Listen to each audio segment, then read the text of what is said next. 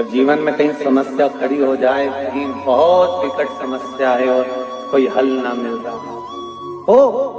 हो जाता है जीवन में, कोई घड़ी ऐसी आके खड़ी हो जाती है जहां पर हमको सोचने के लिए भी समय नहीं है। तब मंगलवार को अगर शिव जी के मंदिर में, शंकर के मंदिर में जाकर 1 लोटा पानी चढ़ाया जाता है तो हमारे कार्य में उन्नति होती है।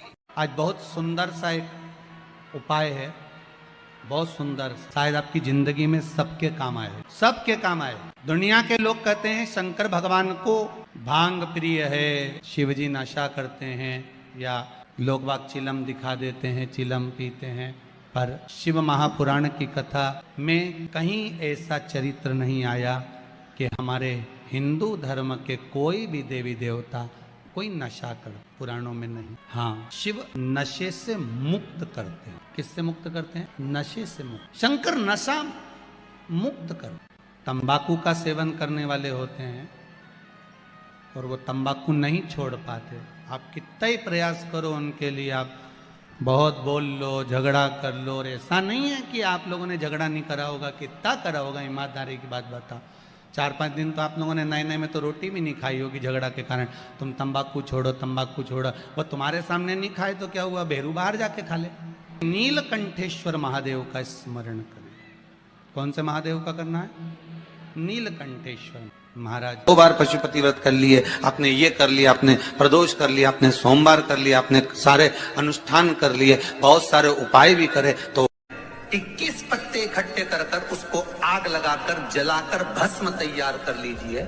और जिस पुरुष नारी को चर्म रोग हो जाए, चर्म रोग, कहीं खुजली चल रही हो, कहीं दाने पड़ गए हो, कहीं चमड़ी सफेद लाल काली पीली जैसी पड़ गई हो, कहीं दाग हो रहे हो, चर्म रोग, कहीं खुजाल चल रही हो, तो शिव महापुराण की कथा का ये संवाद याद रखिए। लिंगपुर आम के पल्लव को जो वर दिया गया, तो आम के 21 पत्ते इकट्ठे कर उसको आग लगाकर उसकी भस्म तैयार कर शंकर भगवान के शिवलिंग पर शाम के समय प्रदोष काल में चढ़ा दीजिए वो भस्म।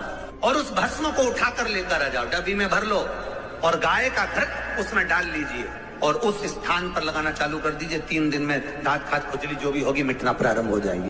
श्री शिवाय नमस्तुभ्यम, सब बोलिए एक बार जमकर, श्री शिवाय नमस्तुभ्यम।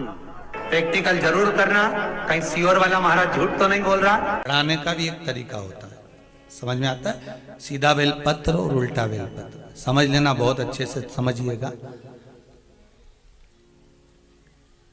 शिव जी के सम्मुख में शंकर भगवान के शिवलिंग पर जब बेलपत्र चढ़ता है तो बेलपत्र का जो सीधा भाग होता है वो शिव जी के शिवलिंग पर होना चाहिए, उल्टा भाग ऊपर होना चाहिए। बहुत ध्यान से समझना हो। जब नंदीश्वर को बेलपत्र चढ़ाते हो, नंदी जो बाहर होता है उसको बेलपत्र चढ़ाते हो, तो नंदी को 2 जगह बेलपत्र चढ़ती है, आपको ध्यान में होगा। पहली बेलपत्र नंदी को जब चढ़ती है तो नंदी के सामने चढ़ती है, तो उसका बेलपत्री का जो डंडी का मुख है वो नंदी की ओर होता है और बेलपत्री की पत्ती का मुख शंकर जी की ओर होता है। समझ में आ रहा है सबको? डंडी का मुख, जैसे नंदी ऐसे बैठा है तो डंडी का मुख नंदी की ओर होगा, पत्ती का मुख शिव के, और ये सीधी की सीधी नंदी के सामने नीचे रखा जाती है, नंदी के सामने। और एक बेलपत्र जब नंदी के ऊपर चढ़ती है तो डंडी का मुख शिव जी के ऊपर होता है और इस पत्ती का मुख नंदी के सिर पर नंदी की ओर होता है। ये दोनों में बहुत अंतर है महाराज। जैसे कोई बच्चा कोई कंपटीशन एग्जाम के लिए जा रहा हो या कोई परीक्षा देने के लिए जा रहा हो और पढ़ाई करे, स्मरण करे, तैयारी करे, वो अपनी जगह पर है। और ऐसा नहीं होता कि बच्चे पढ़ते नहीं है या तैयारी नहीं करते हैं। इसके बाद भी अगर उनका इंटरव्यू में पास नहीं होते या एग्जाम में पास नहीं होते तो उसके लिए ये दोनों बेलपत्री बड़ी काम करती है। बहुत ध्यान देना, जो नंदी के सामने बेलपत्र रखकर जाना, शिव जी के सम्मुख में बेलपत्र रखकर जाना, मतलब नंदी के सम्मुख में जब रखाएगी तो डंडी जम के बोली है कहाँ होना चाहिए? नंदी की ओर, और जब ऊपर रखाएगी तो डंडी शिव की ओर हो। ये 2 बेलपत्र रखकर शिव जी का स्मरण कर कर जाएं, कार्य सफलता की ओर बढ़ता है। कोई काम के लिए आप जा रहे हैं तो उसमें सफलता मिल जाती है, उसमें सफलता प्राप्त हो। शिव जी को बेलपत्र चढ़ा रहे हो, जो चिकना भाग है सीधा भाग शिव जी के ऊपर, शंकर भगवान के ऊपर। थाली में अगर शिवलिंग का निर्माण कर रहे हो, पार्थिव शिवलिंग का निर्माण कर रहे हो, तो थाली में जब बेलपत्र रखोगे तो सीधी रखोगे, फिर उसके ऊपर शिवलिंग का निर्माण करो। अगर आप निर्माण करते हैं पार्थिव शिवलिंग का और बनाते हैं बेलपत्र का नीचे, महाराज शंभु मां जगत जननी माता पार्वती जी ने अमरनाथ की गुफा में भगवान शिव जी से प्रश्न किया, और वो प्रश्न आपके और हमारे जीवन को सार्थक करने वाला।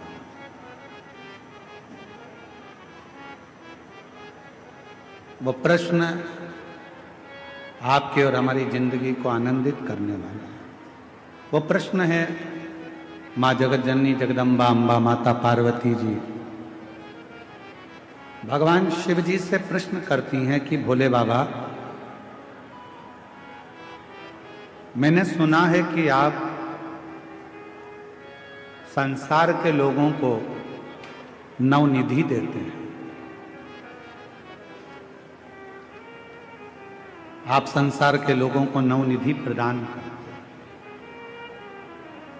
इसलिए हनुमान जी महाराज भगवान शिव का एक अंश स्वरूप है। पवन तनय संकट हरन मंगल मूरति राम लखन सीता सहित हृदय हनुमान जी महाराज भगवान शंकर का एक स्वरूप है, और हनुमान जी की स्तुति में आप और हम हमेशा गाते हैं, अष्ट सिद्धि नवनिधि के दाता असबर दीन जानकी माता राम रसायन तुमरे पास सदा रघुपति के दासा। इसमें एक लाइन अष्ट सिद्धि नव निधि के, बाबा नौ निधि आप सबको देते, नौ रूप देते हो, धन देते हो, वैभव देते हो, पुत्र देते हो, संतान का सुख देते हो, ये सारी नवनिधि आप संसार के लोगों को देते हो। शिव जी से पार्वती जी ने अमरनाथ की गुफा में अमर कथा के समय पर पूछा, इससे हटकर भी कोई और निधि है क्या? क्या इससे हटकर कोई निधि है? और आपको आज हम बताएं इस पवित्र शिव महापुराण की कथा में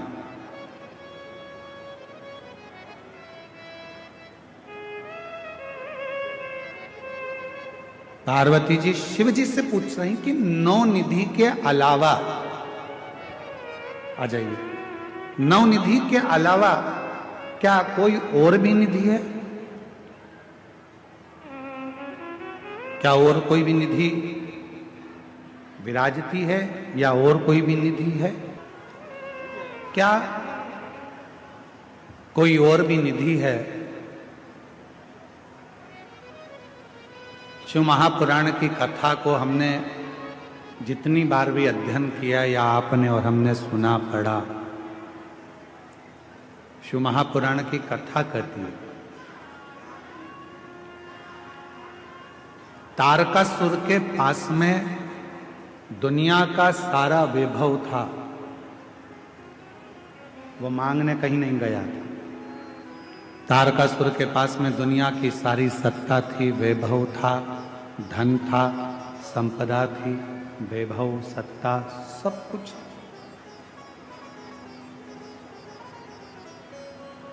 जो पार्वती जी ने शिव जी से पूछा,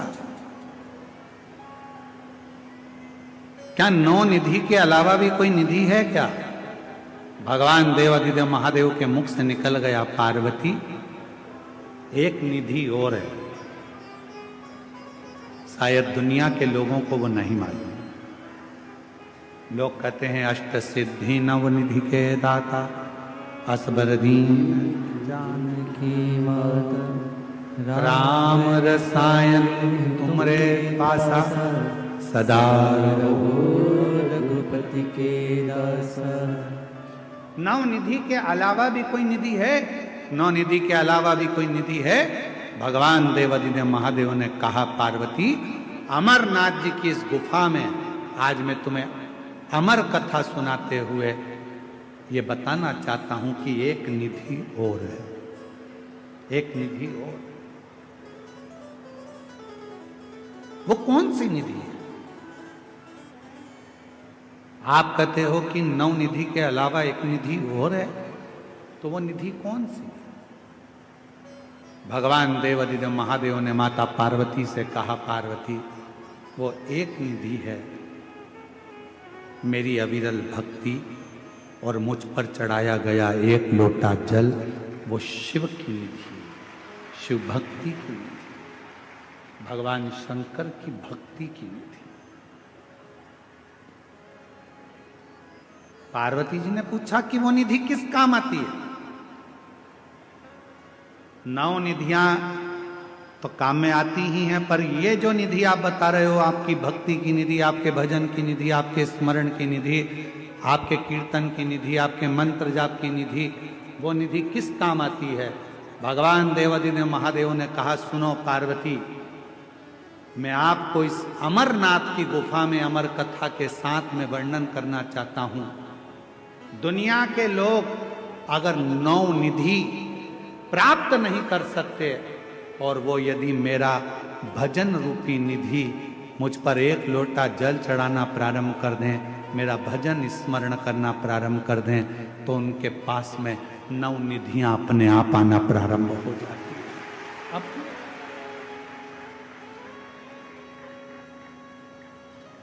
अपने आप वो निधियां आ जाएंगी।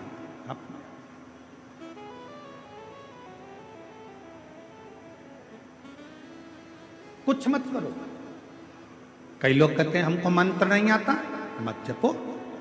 कोई कहता है हमें तप नहीं आता, मत करो।